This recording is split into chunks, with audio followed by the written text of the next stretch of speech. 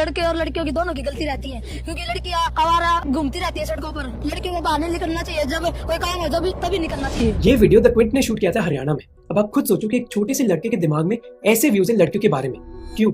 इसके पीछे एक मेजर कारण है कि लड़के हमारे समाज में लड़कियों से बात ही नहीं करते, जिसकी वजह से वो ऐसे व्यूज क्रिएट कर लेते हैं। और ये सेटिंग बाय डिफॉल्ट है हमारे समाज में। जैसे दिल्ली से करीब 100 किलोमीटर दूर एक गांव है उचेरा। इस गांव में हर घर के बाहर कमरे हैं जिनको बैठक कहा जाता है, और इन कमरों में अनमैरिड लड़के सोते हैं। वो घर के अंदर नहीं आ सकते, वो तभी आ सकते जब उनको खाना खाना हो या कोई इमरजेंसी। अगर बच्चा सियाना होगा तो वह घर पे, जब तक शादी ना होगी, जब तक घर पे कोई अख्तियार नहीं होगा। तो लड़कों और लड़कियों की सेपरेशन घर में ही स्टार्ट हो जाती है और स्कूल में कंटिन्यू रहती है। कोएड स्कूल्स में भी लड़के और लड़कियां साइड में नहीं बैठते, बल्कि उनकी रोज ही अलग होती है। साइकोलॉजिस्ट गॉर्डन ऑलपोर्ट ने कहा था कि जब डिफरेंट लोग एक दूसरे के साथ इंटरैक्ट करते हैं तो उनके मन में जो गलत फहमियां होती हैं वो चली जाती है। ये चीज डिफरेंट रिलीजन, डिफरेंट कास्ट और डिफरेंट जेंडर्स के साथ भी होती है, पर हम हमारे समाज में दोनों को सेपरेटेड रखते हैं, इसलिए एक दूसरे के मन में गलत फहमियां क्रिएट हो जाती है। उल्टा हमें लड़के और लड़कियों को इंकरेज करना चाहिए एक दूसरे से बात करने में, पर हम हर इंसिडेंट की बात करते क्या है?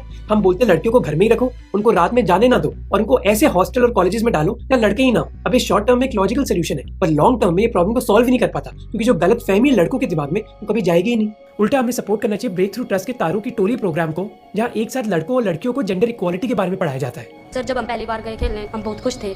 सारी लड़कियां बहुत खुश थी कि हम बाहर जा रहे हैं। अगर पहली बार आ जाएंगे फिर मम्मी पापा फिर भेजेंगे और फिर एक दिन हम भी कामयाब होंगे।